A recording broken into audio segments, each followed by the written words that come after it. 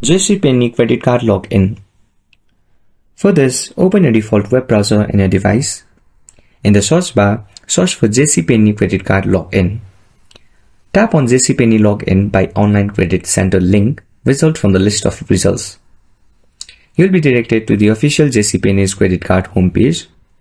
As soon as you enter the web page, the top right part of the screen has a login button. Tap on the button and a new tab opens up in the browser. Here, you're presented with a form. Fill the form up with utmost precision as you'll be asked about your user ID and password for the login. Enter the user ID in the user ID field and then enter your password. Also make sure to check right on Remember User ID checkbox. Finally, tap on Secure Login button. And after all this, you'll be safely logged in to the official JCPenney credit card website.